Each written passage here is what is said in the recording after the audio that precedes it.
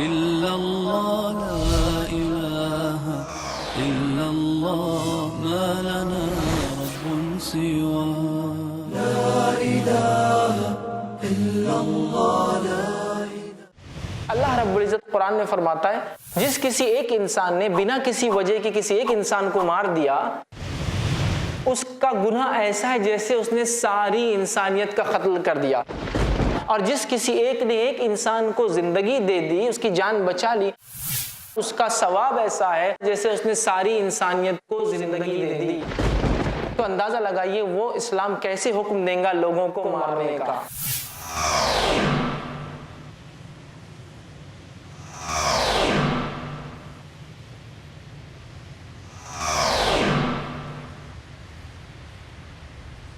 ہم کہاں سے آئے، کیوں آئے، مرنے کے بعد ہم کہاں جائیں گے؟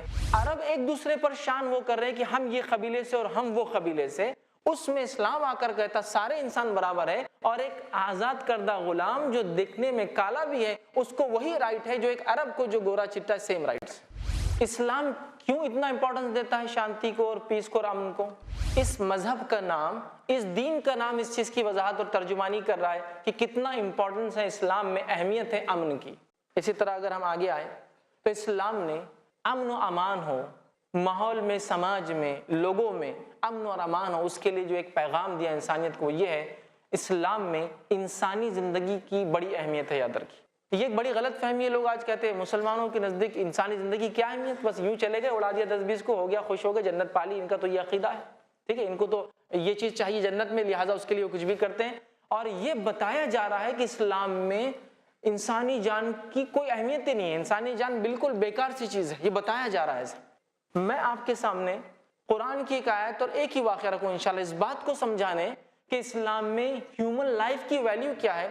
اللہ رب العزت قرآن میں فرماتا ہے، سورہ مائدہ سورہ نمبر 5 اور آیت نمبر 32 میں اللہ نے فرمایا، من قتل نفس بغیر نفس او فساد فی الارض فکأنما قتل الناس جميعا، جس کسی ایک انسان نے بنا کسی وجہ کے کسی ایک انسان کو مار دیا اس کا گناہ ایسا ہے جیسے اس نے ساری انسانیت کا قتل کر دیا۔ ومن احیاها، اور جس کسی ایک نے ایک انسان کو زندگی دے دی، اس کی جان بچا لی، فکأنما احیا الناس جميعا، اس کا ثواب ایسا ہے، اس کا یہ کام ایسا جیسے اس نے ساری انسانیت کو زندگی دے دی۔ اب اندازہ لگائیے جو دین اور اس کی کتاب یہ کہہ رہی ہے ایک انسان کو مارنا ساری انسانیت کو قتل کرنا پاپ ہے، گناہ ہے، اور ایک انسان کو بچا لینا ساری انسانیت، ساری مانوتا، ساری ہیومینٹی کو بچانے کا ثواب، پنیہ اور جو گڈ ڈیڈ ہے۔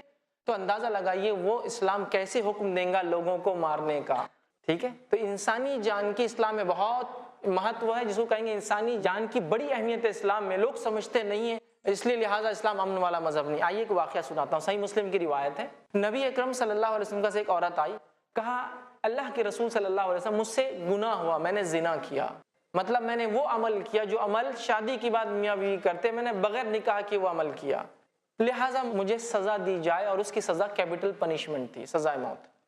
جب پتا چلا کہ یہ عورت حاملہ ہے، پریگننٹ ہے، تو نبی اکرم صلی اللہ علیہ وسلم نے کہا کہ ٹھیک ہے، بچے کی پیدائش کے بعد آنا۔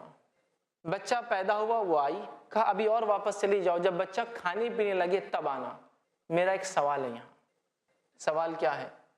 وہ نبی جو یہ کہہ رہا ہے کہ وہ بچہ جو ابھی پیدا نہیں ہوا اس کے پیدائش کے بعد آنا، اس لیے کہ اس کا تیرے جرم میں کوئی حصہ نہیں ہے، تو اس کی پیدائش کے بعد آنا، تو وہ اسلام، وہ دین جو اجنما ہے، ابھی پیدا نہیں ہوا، اس کا خیال رکھتا ہے کہ اس کے پیدائش کے بعد چونکہ اس کا کوئی گناہ نہیں، عورت واپس آ کے سزا لے، ابھی اسے سزا نہیں دی جائیں گی، اور وہ بھی وہ اولاد ہے جو ولد الزنا ہے، جو آؤٹ آف ویڈ لاک ہے، مطلب وہ اولاد ہے جس اولاد کو سماج برا مانتا ہے، اس اولاد کو اسلام کہتا ہے مت قتل کرو، تو وہ اسلام کیسے اجازت دیں گا عام لوگوں کو اور معصوم لوگوں کو قتل کرنے کا؟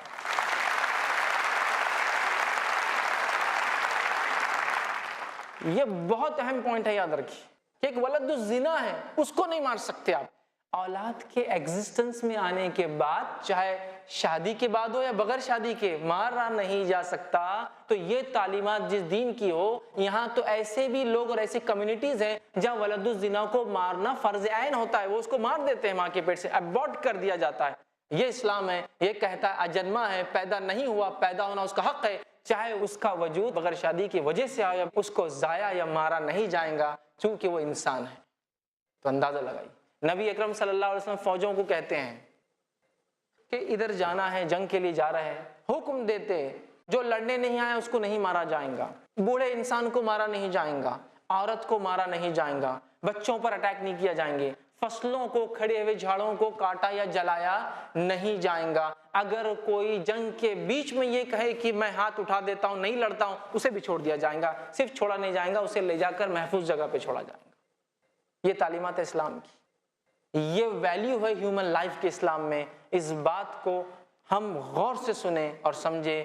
اسلام وہ دین ہے جس پہ انسانی زندگی کی بہت اہمیت ہے. نبی اکرم صلی اللہ علیہ وسلم فرماتے ہیں روز قیامت بندوں کے حق میں جو پہلا سوال ہوگا وہ کیا ہوگا پتہ ہے؟ خون کے تعلق سے پہلا سوال ہوگا. First question on the day of judgement, مطلب آخرت کے دن جو پہلا سوال بندوں کے حق میں, اللہ کے حق کے الگ ہوں گے, بندوں کے حق میں ہوگا, پہلا سوال خون کا ہونے والا ہے. اتنی اہمیت ہے انسانی جان کی, یاد رکھے اسلام میں. تو لہٰذا کوئی یہ نہ کہے بلکہ اسلام کہتا ہے انسانی جان بڑی اہم چیز ہے, یاد رکھیے. آگے بڑھتے ہیں. امن و امان کے لیے اسلام اور کیا راستہ بتاتا ہے, کیسا اس کا کانسیپٹ کیا ہے پیس کا. یہ آگے بڑھتے ہیں. اسلام کہتا ہے سماج میں, سوسائٹی میں انصاف ہو, اس لیے کہ جس سماج اور سوسائٹی میں انصاف نہیں ہوتا وہاں کیا ہوتا ہے, پھر فتنہ اور فساد مچتا ہے. تو اسلام چاہتا ہے لوگ انصاف, حاکم, حکمراں, لیڈرز انصاف کرے تاکہ رعایا امن و امان میں رہے. یہ کانسیپٹ ہے اسلام کا کہ پیسفل ایگزسٹنس ہو لوگوں کا, جس کے لیے اسلام کہتا ہے کہ انصاف والا معاملہ ہو. اور اللہ کے رسول صلی اللہ علیہ وسلم کو سورہ نساء سورہ نمبر 4 آیت نمبر 58 نے فرمایا اور کہا وَإِذَا حَكَمْتُمْ بَيْنَ النَّاسِ أَن تَحْكُمُوا بِالْعَدْلِ, جب اے نبی لوگوں کے اندر آپ فیصلہ کرو تو عدل کے ساتھ, انصاف کے ساتھ فیصلہ کرنا. انصاف کے ساتھ فیصلہ کرنا, اس لیے کہ جس سماج میں, سوسائٹی میں نا انصافی ہوتی ہو اس سوسائٹی کے اندر پیس کبھی ہو ہی نہیں سکتی, امن کبھی قائم ہی نہیں ہو سکتا, شانتی کبھی ہو ہی نہیں سکتی. یاد رکھیے, سمجھ رہا؟ تو نا انصافی نہ ہو, انصاف ہو. تو اسلام کہتا ہے, نبی اکرم صلی اللہ علیہ وسلم حکم آیا انصاف کیجئے. آپ جب بھی فیصلہ کرے لوگوں میں انصاف کے ساتھ, فیصلہ کسی کے بھی معاملے میں ہو, چاہے وہ سامنے والا مسلم ہو یا غیر مسلم ہو, فیصلہ عدل کے ساتھ, انصاف کے ساتھ, اور اس میں کوئی ناانصافی والی چیز نہیں ہوں گی. تو عدل کا حکم دیا جاتا ہے. دوسرے مقام پہ اللہ رب العزت فرماتا ہے اور کہتا ہے سورہ نمبر 7 آیت نمبر 29 کے اندر قل امرنی بالقسط, اللہ نے مجھے حکم دیا ہے کہ میں انصاف کروں, کہ میرے رب کا یہ حکم ہے کہ ہم انصاف کریں. اسی طرح سورہ نحل سورہ نمبر 16 آیت نمبر 90 میں اللہ نے فرمایا ان اللہ یأمر بالعدل والاحسان, اللہ حکم دیتا ہے تمہیں کہ تم عدل کرو اور احسان کرو. وایتاء ذی القربى, اور خرابات داروں کو جو ہے عطا کرو, ان کو کچھ دو. وینہی عن الفحشاء والمنکر, اور رکنے کا حکم دیتا ہے فحش بری باتوں سے اور منکر خراب کاموں سے. تو یہاں بھی دیکھیے اللہ حکم دیتا ہے ہمیں انصاف کرنے کا. تو اسلام یہ کہتا ہے کسی سماج میں شانتی کے لیے انصاف ضروری ہے. جو لوگ انصاف نہیں کرتے اس ملک میں اور اس سماج میں شانتی کبھی استھاپت یا کبھی قائم ہو ہی نہیں سکتی. یاد رکھ لیجیے. اب بہت سارے لوگ امن چاہتے ہیں بغیر انصاف کے, ناانصافی ہوتی قوموں پر پھر کہتے ہیں کہ امن کیوں نہیں ہے اور یہ لوگ اس طرح کی حرکت کیوں کر رہے ہیں. آپ پہلے ان کو انصاف دیجئے, جو ان کا حق دیجئے, اس کے بعد آپ یہ کہہ سکتے ہیں کہ یہ لوگ ایسا کیوں کر رہے ہیں. تو دیکھیں اسلام کی تعلیمات اس معاملے میں یہ ہے کہ انصاف کیا جائے. اسی طرح اگر آگے بڑھے تو اسلام کہتا ہے محبت اور بھائی چارہ ہو لوگوں میں, کیونکہ محبت اور بھائی چارے کے بغیر امن ہو ہی نہیں سکتا. ٹھیک ہے, محبت اور بھائی چارہ, اور اتنی باتیں محبت اور بھائی چارے کے تعلق سے اسلام نے کہی, شاید ایسی کوئی باتیں اور ایسا حکم جو ہے کسی دین نے, کسی کلچر یا کسی سیولائزیشن نے دیا. ایسی ایسی باتیں ہیں کہ ایسی باتیں ہیں کہ جس کے تعلق سے یہ کہہ دیا کہ وہ مسلم ہی نہیں, جو خود کھا کر سوئے اور اس کا پڑوسی بھوکا سوئے, ہے ہی نہیں وہ مسلمان, وہ ایمان والا نہیں, وہ بلیور نہیں, جو کھا کر سوئے اور اس کا پڑوسی بھوکا ہو. کیسی تعلیمات ہے؟ اور یہ نہیں کہا پڑوسی مسلم ہے غیر مسلم ہے, کوئی بھی ہو سکتا ہے. ایسی تعلیمات دی. ٹھیک ہے, تو محبت کی تعلیم دی, الفت کی تعلیم دی, ایک دوسرے کے ساتھ مل جل کر رہنے کی تعلیم دی. آئیے کچھ مثالیں نبی اکرم صلی اللہ علیہ وسلم کی زندگی سے رکھتا ہوں. صحیح بخاری کی روایت ہے, نبی اکرم صلی اللہ علیہ وسلم فرماتے اور کہتے ہیں تم میں سے اچھا مسلمان نہیں ہو سکتا تب تک جب تک کہ وہ جو اپنے لیے پسند کرے وہی اپنے بھائی کے لیے نہ پسند کرے. کیسی محبت کا جذبہ دیا جا رہا ہے, اپنے لیے پسند کرو بھائی کے لیے. کیا میں پسند کرتا ہوں مجھے کوئی برا کہے, نہیں تو اپنے بھائی کو برا مت کہو. کیا میں پسند کرتا ہوں کوئی میری غیبت کرے, نہیں تو میں دوسروں کی غیبت نہ کروں. کیا کوئی پسند کرتا ہے کوئی مجھے برا بھلا کہے؟ نہیں تو میں کسی کو برا بھلا نہ کہوں. جو اپنے لیے پسند کرو وہی اپنے بھائی کے لیے پسند کرو. تو کیسی محبت ہوں گی ایسے سماج میں جو انسان اپنے لیے پسند کرتا ہے اپنے بھائی کے لیے پسند کرتا ہے. یہاں تو حالت یہ ہے کہ جو اپنے لیے پسند کرتا ہے وہ چاہتا ہے کہ دوسرے کا بھی اس کے پاس آ جائے, ہے نا. میں پسند کرتا ہوں دولت ہونا تو اس کی بھی آ جائے میرے پاس, معاملہ یہ ہے. یہاں اسلام کہہ رہا ہے جو اپنے لیے پسند کرو دوسرے کے لیے بھی پسند کرو. کیسی پیاری تعلیمات ہے. آگے آئیے. اسی طرح ایک اور روایت میں آپ نے فرمایا کہا انما یرحم اللہ من عبادہ الرحماء, اللہ اپنے بندوں پر انہی پر رحم کرتا ہے جو دوسروں پر رحم کرتے ہیں. طبرانی کی ایک روایت میں نبی اکرم صلی اللہ علیہ وسلم فرمایا کرا ارحموا من فی الارض یرحمکم من فی السماء, تم زمین والوں پر رحم کرو تو آسمان والا تم پر رحم کرے گا. اتنا رحم اور محبت کا اسلام نے جو ہے جذبہ سکھایا, اتنا زیادہ یاد رکھیے. اسی طرح ایک روایت میں آپ نے فرمایا من لا یرحم لا یرحم, جو دوسروں پر رحم نہیں کرتا اس پر بھی رحم نہیں کیا جاتا ہے. تو ہمیں رحم کی, جس کو بولیں گے مرسی کی, دیا کی, کرونا کی تعلیم اور شکشا دی جا رہی ہے کہ ہم دوسروں سے محبت کریں, اپنے بھائی سے محبت کریں, دوسروں پر رحم کریں, زمین والوں پر رحم کریں. زمین کے اوپر کیا نہیں آتا ہے, زمین کے اوپر انسان ہوتے ہیں, جانور ہوتے ہیں, سب پر ہمیں رحم کرنا یاد رکھیے. تو آسمان والا ہم پر رحم کرے گا. جو دوسروں پر رحم نہیں کرتے اللہ ان پر رحم نہیں کرتا. تو کتنی تعلیمات ہے, کتنا مضبوط امن کا تصور ہے. اور وہ سماج, وہ سوسائٹی کو تھوڑا سوچیے جس میں لوگ اس پہ فالو کرتے ہیں, تو کیسا سماج اور سوسائٹی ہوں گی. جس کو دیکھنا ہے تو مدنی معاشرہ, نبی اکرم صلی اللہ علیہ وسلم کے زمانہ اور اس کے بعد کا دور دیکھیے, کیا معاشرہ تھا, کیسے لوگ ایک دوسرے سے محبت کرتے. اسلام کی ہی تعلیمات ہے اور یہ انسانیت کے تعلق سے یاد رکھیے. لا الہ الا اللہ لا الہ. ملک کے سیاستدان, تاجر حضرات اور ساری عوام پریشان ہیں بڑھتی مہنگائی سے, غریبی سے.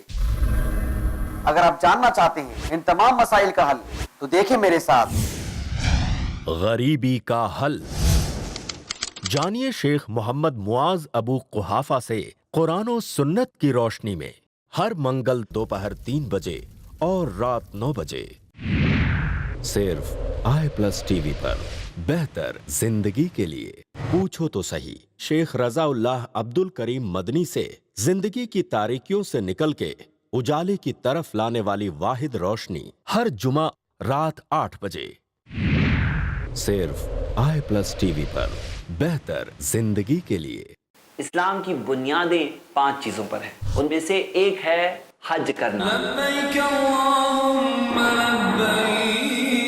حج کرنا لازم اور فرض ہے زندگی میں کم سے کم ایک بار ہر مسلم کے لیے.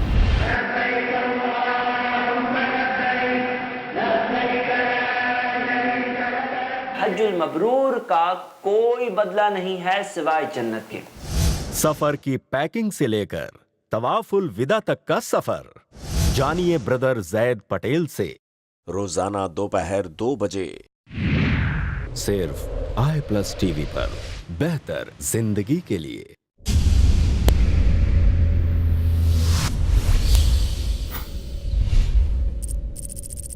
اپنے کیبل یا DTH آپریٹر سے i+TV آج ہی ڈیمانڈ کریں. i+TV فری ٹو ایئر اور انڈین رجسٹرڈ چینل ہے. لا الہ الا اللہ لا الہ. اسلام یہ کہتا ہے کہ امن کے لیے ضروری ہے کہ ٹالرنس بھی ہو, لوگ برداشت بھی کریں ایک دوسرے کو, سہنشیلتا جس کو کہتے ہیں. یہ بڑا اہم اسلام کا پیغام ہے اور امن کے راستے میں اتنا زبردست مائلسٹون ہے کہ اسلام دنیا کا پہلا دین تھا جس نے یہ کہا, نبی اکرم صلی اللہ علیہ وسلم پر یہ وحی نازل ہوئی جس کو ہم جانتے ہیں, جو سورہ بقرہ سورہ نمبر 2 کی آیت نمبر 256 ہے, لا اکراہ فی الدین. دین میں کوئی زبردستی نہیں. اس کا پس منظر انشاءاللہ کانٹیکس بھی میں سمجھاؤں گا بعد میں کہ اس کے کیا فائدے انسانیت نے اٹھا اور اس کے بعد ہیومینٹی کو کیا فائدہ ہوا. دوسری جگہ کہا لکم دینکم ولی دین, تمہارے لیے تمہارا دین ہے, ہمارے لیے ہمارا دین. مطلب یہ کھلی چھوٹ اور اجازت دی کہ جو جس مذہب پہ چلنا چاہے وہ چل سکتا ہے. یاد رکھیے یہ بات میں اس لیے کہہ رہا ہوں کہ اس سے پہلے, اسلام سے پہلے جتنی حکومتیں, جتنی سویلائزیشن گزری ہے, یاد رکھیے چاہے وہ رومنس ہو, ٹھیک ہے, اسی طرح ایجپشنس ہو, بیبلونینس ہو, میسوپوٹیمینس ہو, سومیرینس ہو, اسیرینس ہو, آپ نام لیتے ہیں, چاہے یورپ میں ہو یا کسی جگہ دنیا کی اور بستیوں میں, یاد رکھیے ان میں ایک سسٹم تھا جو کنگ کا ریلیجن ہوتا تھا, بادشاہ کا, وہی رعایا کا مذہب ہوتا تھا. Kings state religion was the religion of the people, جس کو کہیں گے جو اسٹیٹ کا مذہب, بادشاہ کا جو مذہب ہوتا تھا وہی رعایا کا ہوتا تھا. اور رومن امپائر میں جب لوگوں نے پہلی بار عیسائیت کو، کرسچینٹی کو ایکسیپٹ کیا تو ان لوگوں نے ان پر اتنے ظلم کیے کہ ہم سب جانتے ہیں بھوکے شیروں کے سامنے ان عیسائیوں کو لا کے کھڑا کر دیا جاتا، کہا جاتا ایمان چھوڑتے ہوئے رکھتے ہو. اگر وہ عیسیٰ علیہ السلام پر ایمان چھوڑ دیتے تو انہیں آزاد کر دیا جاتا، نہ چھوڑتے تو مار دیا جاتا. یہ اسلام تھا پہلا دین جس نے انسانیت کو یہ تعلیم دی کہ دیکھو ایسا ہو سکتا ہے کہ بادشاہ کا مذہب الگ اور رعایا کا مذہب الگ ہو سکتا ہے. اس سے پہلے کی جتنی سبھیتائیں گزری وہ ایسا ایک سنگل ایگزامپل نہیں دے سکتے لا کر کہ اتنا ٹالرنس، اتنا برداشت کرنا کہ کنگ کا ریلیجن اسلام ہے لیکن اس کے رعایا میں کچھ بھی وہ مذہب کو مان سکتے ہیں. یہ قسم کا سیکولرزم نہیں تھا تو اور کیا تھا؟ یہ مذہبی آزادی نہیں تھی تو کیا تھی یہ؟ پھر ہم پہ اگر کوئی کہے کہ آپ کا مذہب امن والا نہیں ہے، اسلام اشانتی کا دھرم ہے، اسلام بے امنی پھیلاتا ہے، تو میرا یہ سوال ہے 1400 سالوں سے مسلمانوں نے جن علاقوں پہ حکومت کی وہاں کی کچھ رپورٹس آپ دے سکتے ہیں یہ اور بد امنیاں انہوں نے پھیلائی؟ بتائیے ایسی کوئی ایگزامپلس کہ ہاں دیکھیے یہ ایگزامپل ہے مسلمانوں نے یہ بد امنی کی. لیکن ایگزامپل سوٹیبل ہو، ان کانٹیکسٹ ہو کہ اگر ایک مسلم نے یہ کیا تو اس سے پہلے لوگوں نے کیا کیا، ان کانٹیکسٹ ہو، جس کو کہیں گے نا دیکھا جائے گا اور پرکھا جائے گا اس چیز کو. ورنہ کوئی چور آ کر کہیں گا کہ میرے پہ بڑا ظلم ہوا، انہوں نے ہاتھ کاٹ دیا میرا، تو ان کانٹیکسٹ یہ بات مانی نہیں جائیں گی، اس لیے کہ آپ نے ایک جرم کیا جس کی وجہ سے آپ کے لیے اشانتی ہوئی کہ ہاتھ کاٹا گیا. آپ کا کانٹیکسٹ ہے اس کا، سمجھ رہے آپ؟ تو آپ دیکھیے اسلام نے کیسی تعلیمات دی، کتنا ٹالرنس ہے اسلام میں کہ اسلام اس چیز کو برداشت کرتا ہے کہ لوگ کسی بھی مذہب پہ چلے، اسلامی حکومت ہو سکتی ہے اور لوگ الگ الگ مذہبوں پہ چل رہے ہیں. اور یہ تاریخ نے، دنیا نے اس چیز کو دیکھا. اتنا بڑا اسلامک امپائر جو 50 ایئرس کے اندر ایک طرف اسپین ہے تو دوسری طرف منگولین بارڈرز تک ایک امپائر ہے جس کے اندر آج کے زمانے کے 70 to 75 کنٹریز ہے، اس پہ حکومت کی. اور آج بھی لوگ وہاں اپنے مذہبوں پہ چلتے ہیں اور مسلمان بھی، اور اکثر ان کنٹریز میں مسلمان مائنورٹی میں ہیں اور نان مسلم میجورٹی میں. یہ ٹالرنس نہیں تو کیا تھا؟ یہ امن نہیں تو کیا تھا؟ یہ اسلام کی امن کی مضبوط تعلیمات نہیں تھی تو کیا تھی کہ مسلمانوں نے انڈیا پر 1000 ایئرس کا رول کیا؟ ایٹ لیسٹ سینٹر میں تو رہے، کہیں چھوٹی موٹی حکومت دوسروں کی ہو بھی تو سینٹر میں تو وہی رہے. ٹھیک ہے، تو آپ بتائیے 1000 ایئرس کے رول کے اندر کیا مسلمانوں نے کسی پر ظلم کیا؟ اگر ان کا دین یہ تعلیم دیتا تو پہلے تو لوگ زیادہ دین کو مانتے تھے نا آپ کے مقابلے میں، تو ان لوگوں نے پھر کیوں نہیں ٹیررزم اختیار کیا؟ ان لوگوں نے کیوں نہیں قتل و غارت گری کی ماسس کے اوپر؟ اور آج مسلمان 13 to 17% گورنمنٹ کے اعتبار سے ہیں، یہ کیوں مائنورٹی میں رہ گئے؟ میجورٹی ہو جانا چاہیے تھا. یا تو ڈر کے لوگ اسلام قبول کر لیتے یا تو لوگ مارے جاتے. ایسا نہیں تھا، یاد رکھیے، ایسا کبھی ہوا ہی نہیں. یاد رکھیے چونکہ اسلام ایک امن کا مذہب ہے اور وہ سب کے ساتھ رہنا چاہتا ہے، سب کو ساتھ لے کر چلنا چاہتا ہے، دنیاوی اور آخرت کی ترقی چاہتا ہے انسانیت کی. وہ چاہتا ہے دنیا میں بھی اچھی زندگی گزارو اور آخرت میں بھی جنت میں ہمارے ساتھی بن کے رہو. اکیلے کیوں رہتے ہو، دوسری طرف کیوں جاتے ہو؟ اتنی تعلیمات ہے اس کی، شیئرنگ یہاں بھی اور شیئرنگ وہاں بھی. یاد رکھیے کسی مذہب کی تعلیمات نہیں. لوگ حال تو یہ جس اس میں پیدا ہوتے ہیں اسی میں مرتے ہیں اور دوسروں کو اس میں آنے کی اجازت بھی نہیں ہے. ہمارے پاس تو اوپن آفر ہے، آپ جنت میں ہمارے ساتھ چل سکتے ہیں، ہم تو وہ بھی شیئر کرنے کو تیار ہیں. اتنا امن کا پیغام. سمجھ رہے آپ؟ کئی مذہب دنیا کے ایسے جن کو آپ قبول نہیں کر سکتے چاہتے بھی، ان کے نزدیک وہ جنت کا راستہ ہے لیکن کوئی دوسرا قبول نہیں کر سکتا، جو پیدا ہوا وہی رہتا ہے. ہمارے پاس تو اتنا ٹالرنس ہے، اتنی برداشت ہے، اتنا قبول کرنے کا جذبہ ہے کہ آپ آ سکتے ہیں. سمجھ رہے آپ بات کو؟ یہ امن کا تصور ہے اسلام کا، اور بہت وسیع، اس کو کہتے ہیں وائڈ، اس کا بہت تصور ہے. آئیے آگے بڑھتے ہیں کہ اسلام میں ٹالرنس، برداشت کیا ہے. تو ایک چھوٹا سا واقعہ سناتا ہوں. واقعہ طائف کا ہے. ابن ہشام سیرت کی کتاب بایوگرافی کی، اس میں آپ پڑھ لیں. ابن ہشام کا واقعہ یہ ہے کہ نبی اکرم صلی اللہ علیہ وسلم ایک جگہ گئے جہاں آپ کی بات مکہ والوں نے نہیں مانی. آپ وہاں سے نکل کر طائف گئے. طائف میں آپ کے والدہ کی طرف سے، ماں کی طرف سے رشتہ دار تھے. جب آپ کی والدہ کی طرف سے رشتہ دار جو تھے ان کے پاس آپ گئے، دعوت دی، لوگوں نے نہیں مانا، مارا، پتھر مارے، اتنا مارا کہ آپ کی جوتیوں میں خون بھر گیا اور وہ چٹک گئی. ٹھیک ہے. اس کے بعد نبی اکرم صلی اللہ علیہ وسلم کے پاس فرشتے آتے اور ان کے ساتھ ملک الجبال، پہاڑوں کے فرشتے آتے ہیں. لوگ کہتے ہیں نا محمد صلی اللہ علیہ وسلم امن نہیں لائے تھے، دہشت لائے تھے. میں مثال دے کے بتاتا ہوں کیسا امن لائے تھے آپ اور کیسا ٹالرنس اور معاف کرتے تھے آپ.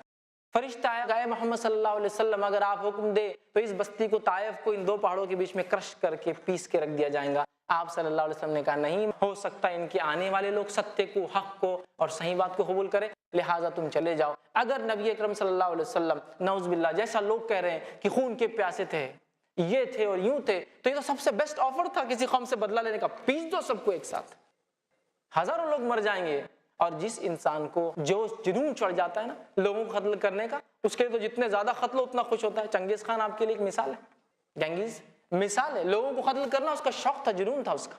تو اگر نعوذ باللہ نبی اکرم صلی اللہ علیہ وسلم، محمد صلی اللہ علیہ وسلم، پروفٹ محمد اگر ایسے خواہش والے ہوتے، امن و امان قائم کرنے نہیں آتے، تو یہ تو گولڈن آفر تھا لوگوں کو مارنے کا.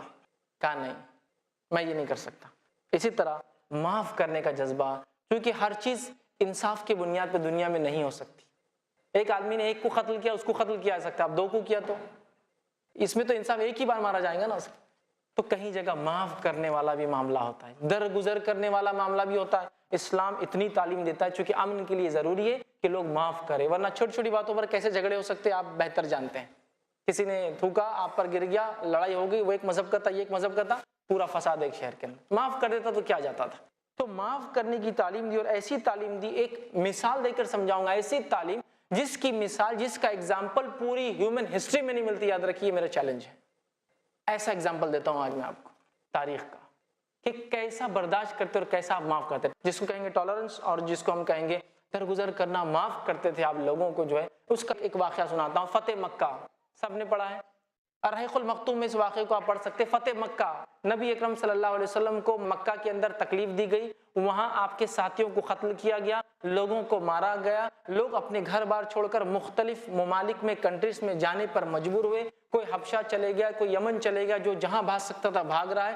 حالت یہ کیے گئے کہ محمد صلی اللہ علیہ وسلم کو تکلیف دی گئی، گھر میں کچرا پھینکا جاتا، بیٹیوں کو طلاق دے دی گئی، آپ کے جو ہے نماز کی حالت میں گندگی لا کے جانوروں کی سر پہ ڈال دی گئی، ایک شخص نے آپ کے گلے میں کپڑا ڈال کے کھینچ دیا، لوگوں نے پورا مارنے کا پلان بنا دیا. محمد صلی اللہ علیہ وسلم کو مجبور ہو کر اپنے وطن کو، اپنے برتھ پلیس کو چھوڑنا پڑا مکہ. آپ مدینہ گئے. مدینہ جانے کے بعد 8 سال بعد وہی محمد صلی اللہ علیہ وسلم جس کو تکلیف دے کر اور جو مجبوری کی کیفیت میں اس شہر سے نکلا تھا، آج ایز اے کانکرر اور ایز اے فاتح اپنے اس شہر میں واپس لوٹتا ہے. فاتح ایز اے کانکرر.